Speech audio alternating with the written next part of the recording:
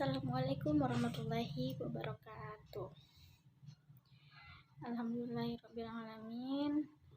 Hari ini kita masih dipertemukan di pertemuan kita hari ini dengan keadaan sehat-sehat ya Bu. Saya mau mengucapkan terima kasih kepada ibu-ibu yang selalu antusias untuk datang di pertemuan kelompok kita. Alangkah baiknya sebelum kita memulai apa yang akan kita bahas hari ini, alangkah baiknya kita melakukan doa terlebih dahulu. Oke, langsung saja ya Bu. Doa menurut keyakinan dan agama kita masing-masing. Doa dimulai, doa selesai. Nah, sebelum kita lanjut ke pembahasan kita, saya ingin memberikan sebuah yel-yel kepada ibu-ibu supaya nanti kita lebih semangat. Oke, jadi yel-yelnya itu seperti ini. Saya bilang, uang tidak cukup, ibu menyambut, ya diatur dong. Bisa ya Bu? Ayo coba kita ulangi. Uang tidak cukup, ya diatur dong. Oke, terima kasih kepada ibu-ibu yang selalu semangat untuk untuk membahas pelajaran kita. Nah, kali ini kita akan membahas materi selanjutnya. Sebelum ke materi selanjutnya, ada nggak Bu yang masih ingat tentang pertemuan kita bulan lalu? Kita ngebahas apa ya? Ada yang masih ingat Bu? Iya Ibu? Iya, membahas tentang mengelola keuangan keluarga. Terus apa sih yang dibahas di dalam mengelola keuangan keluarga itu? Iya benar Bu, memahami pendapatan dan pengeluaran ya Bu ya, menyusun anggaran kita ya kan, baru mengendalikan anggarannya. Hebat, pada inget ya. Lalu biasanya untuk mengendalikan anggaran kita harus apa Bu? Iya, bisa aja ya Bu ya, kalau misalnya kita mau belanja ditulis dulu listnya ya Bu ya kan. Jadi kita kalau udah di pasar kita langsung membeli apa yang telah kita catat, bukan malah beli yang kita selera tuh. Misalnya ada, oh ini ada harganya sekian nih, beli deh, atau yang ini, enggak ya kan Bu. Jadi sesuai dengan apa yang kita catat, jadi apa yang kita rencanakan itu sesuai ya kan Bu. Baru apa lagi Bu? Iya, kita harus memahami mana yang lebih perlu ya kan Bu, mana yang lebih kita butuhin, mana yang kita inginin, apa dulu yang harus kita penuhin ya kan Bu. Bahwa kebutuhan itu lebih penting daripada keinginan. Kalau keinginan bisa ditunda ya kan Bu, nggak akan berpengaruh sama kehidupan kita sehari-hari. Tapi kalau seandainya kebutuhan kita tunda, misalnya kita mau beli beras kita tunda, kita nggak makan dong ya kan. Nah, jadi saya mengucapkan terima kasih kepada ibu-ibu yang mengingat pelajaran kita semalam. Oke, nah sekarang kita akan lanjut ke sesi selanjutnya, yaitu adalah cermat meminjam dan menabung. Cermat meminjam dan menabung, seru ya Bu ya. Kayak mana kita bisa mengetahui bagaimana kita bisa meminjam dengan baik dan bagaimana rencana kita bisa menabung. Saya mau nanya nih sama ibu-ibu, di sini ada nggak sih yang udah menabung? Ada nggak? Ih ada deh. Ibu, untuk ibu, nah ibu menabung kira-kira untuk apa Bu? Untuk kebutuhan sekolah anak ya kan Bu. Iya, ada juga yang bisa untuk tiba-tiba sakit gitu ya Bu. Iya, karena kebutuhan apa yang kita tiba-tiba ada kebutuhan yang mendadak gitu ya kan Bu, yang di luar yang tidak terduga gitu ya kan, tiba-tiba harus kita bayar gitu kan. Daripada kita ngutang, berarti kita sudah mempersiapkannya dengan menabung. Jadi tepuk tangan dulu kepada ibu-ibu yang sudah menabung. Nah, dari sesi ini yang kita harapkan adalah kita bisa mengurangi ketergantungan kita terhadap utang dengan menabung. Selain itu adalah bertujuan untuk agar kita mampu merencanakan pinjaman dengan hati-hati. Kita memiliki keterampilan untuk memilih tempat meminjam yang sesuai dengan kebutuhan kita. Jadi kita itu jangan asal minjem nantinya, ya kan Bu.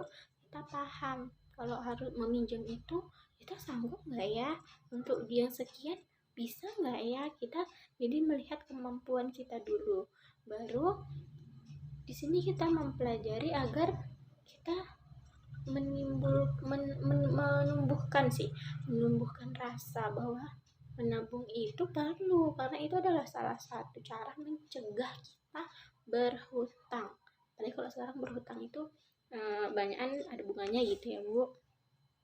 Dan kita bisa mengetahui tempat-tempat untuk kita menabung dan bagaimana juga caranya. Ayo Bu, biar lebih semangat, saya ulangi tadi ya. Uang tidak cukup, ya diatur dong. Biar lebih semangat ya Bu ya. Nah, kita akan membahas yang tadi Bu, yaitu merencanakan hutang dengan hati-hati. Sebelumnya kita akan melihat film dulu ya Bu. Apa yang bisa kita pelajari dari film ini? Oke, kita mulai. Nah, sudah ya Bu. Dari film tadi masalah keuangan apa sih yang dihadapi Bu Lili Bu? Iya, jadi kalau kita tidak rutin menabung dan tidak bisa mengendalikan pengeluaran kita, maka kita akan lebih sering ngutang, ya kan Bu? Hutang itu tidak dikelola dengan cermat bisa membawa masalah besar, bisa nggak habis hutang nanti, ya kan Bu? Nah, jadi di sini sebelum kita berhutang, kita lihat di sini. Nah, ibu-ibu, kita bisa lihat di flip chart. Ini namanya flip chart ya Bu. Nah, di sini dia ada mengatakan bahwa sebelum meminjam, apa aja tuh Bu sebelum meminjam? Yaitu adalah untuk apakah kita meminjam, ya kan? Dan sebaiknya hanya untuk memenuhi kebutuhan, bukan keinginan, atau untuk kegiatan produktif, ya kan? Bisa dipahami ya Bu. Selanjutnya, apakah ada cara lain yang bisa dilakukan sebelum berhutang? Jika ada, gunakan tabungan atau aset terlebih dahulu sebelum berhutang. Nah, itu ada pilihannya ya kan Bu. Lalu, berapa besar kita perlu meminjam? Sesuai jumlah pinjaman dengan kemampuan kita untuk membayarnya. Hitunglah berdasarkan pendapatan kita. Jadi kita harus bisa menghitung kita minjam berapa, sanggup nggak kita membayar dengan pendapatan kita yang sekian. Lalu bagaimanakah kita dapat membayar kembali pinjaman? Sesuaikan waktu pengembaliannya pinjaman dengan pola pendapatan kita, tetap atau tidak, musiman atau tidak, kita yang lebih tahu. Kemanakah kita dapat meminjam? Bandingkan tempat-tempat meminjam yang ada. Carilah tempat meminjam dengan total pengembalian yang paling murah. Nah, jadi dari apa yang udah kita bahas di sini, setelah kita membuat video tadi, apakah Ibu Lili itu boleh mengambil pinjaman? Bisa, ya kan Bu? Kenapa? Karena itu adalah kebutuhan untuk membayar biaya rumah sakit si Agus, gitu ya kan Bu? Jadi itu bukan keinginan, tapi adalah kebutuhan. Dan mungkin memang Bu Lili ini tidak punya aset lagi yang harus dijual dan tidak punya tabungan. Selanjutnya kita akan memilih tempat meminjam. Di sini kita lihat ada tempat meminjam, ada saudara, rentenir, kelompok simpan pinjam, ada koperasi, ada bank pasar. Nah, kita lihat dulu kalau saudara itu prosesnya gimana, mudah nggak ya? Rentenir itu mudah nggak ya? Dan kelompok simpan pinjam itu juga gitu, mudah nggak? Kalau koperasi gimana? Cenderung rumit ya kan Bu? Kalau bank pasar gimana? Rumit karena banyak prosedurnya. Nah, selain itu di saudara, perlu nggak jaminan? Enggak ya kan, kalau sedikit biasanya sih enggak. Baru untuk rentenir enggak juga. Kalau misalnya kelompok pinjam PKK juga tidak. Nah, kalau di koperasi pinjam perlu nggak di agunan? Perlu. Di bank itu lagi lebih perlu, ya kan Bu? Nah, di tempat saudara ada nggak batas maksimal pinjaman? Ada dong, sesuai perjanjian Ibu ya kan waktu meminjam. Rentenir gimana? Enggak ya kan? Baru di kelompok simpan pinjam ada, di koperasi ada, di bank pasar ada. Bunga, nah di saudara gimana nih, bunganya rendah atau tinggi? Berbunga atau enggak? Di rentenir tinggi banget, namanya juga udah rentenir ya kan Bu.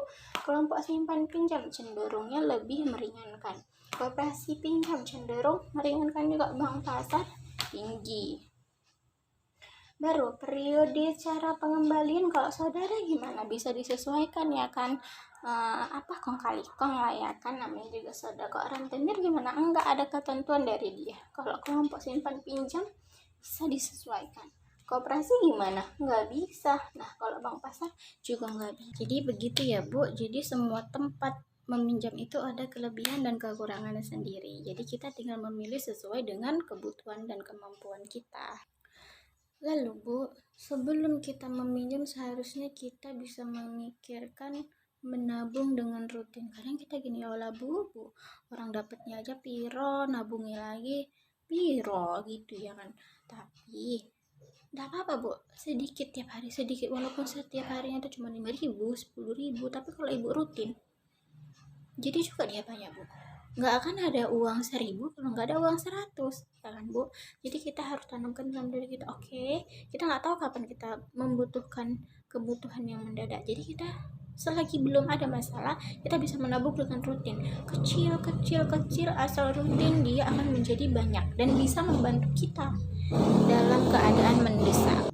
Dan yang pasti adalah menabung itu harus di awal dari kita mendapatkan uang atau mendapatkan gaji, karena itu kalau misalnya kita nunggu sisa bakalan nggak ada sisa, ya kan Bu. Jadi kita harus dari awal dapat uang. Oke, aku dapat sekian, aku bisa nabung walaupun sedikit, asalkan aku nabung tiap hari. Kalau ibu-ibu ingat ada tuh kayak di cerita Upin Ipin ya Bu, kayak jangkrik dan semut. Nah nih sama kayak di gambar nih, soal jangkrik dan semut. Kenapa? Si semut rajin mengumpulkan makanan sebelum musim hujan atau musim kemarau. Tapi si jangkrik yang enak-enakan, malas-malasan, dan dia merasakan akibatnya ketika musim hujan atau musim kemarau itu datang. Jadi dia menerima risikonya sendiri, bahwasanya kenapa aku tidak mengumpulkan makanan, aku berjanji tidak akan seperti itu, karena dia udah tahu gimana susahnya tidak ada makanan. Makanya kita harus tahu mengapa kita harus menabung, ya kan? Setuju ya kan ibu-ibu? Iyalah setuju. Nah ibu-ibu, sebelumnya ada saya berikan beberapa tips untuk menabung. Kita bisa lihat di sini tips untuk menabung dengan sukses. Yang pertama adalah menabung penting untuk berjaga-jaga dan mencapai tujuan tertentu. Itu yang harus kita ingat Bu, bahwa menabung itu penting untuk kebutuhan yang tertentu. Baru menabung tidak harus dalam jumlah banyak, asalkan disiplin seperti yang kita bahas tadi. Buatlah rencana menabung untuk mencapai tujuan. Baru menabung harus disisihkan dari awal, bukan ditunggu ada sisa pengeluaran, sesuai ya kan Bu. Jadi ini adalah tips yang bagus untuk kita menabung. Sebelumnya kita juga bisa mempertimbangkan tempat kita menabung itu di mana. Bisa di ada celengan, bisa di sekolah anak, bisa di arisan, itu bisa kelompok simpan pinjam, bisa koperasi, bisa bank juga bisa. Mana yang menurut ibu memudahkan ibu-ibu, misalnya di celengan di rumah lebih mudah, silahkan, karena lokasinya terjangkau, tinggal masukin ke celengan ya kan, nggak harus setor rutin ya, asalkan kita niatnya disiplin pasti itu beres.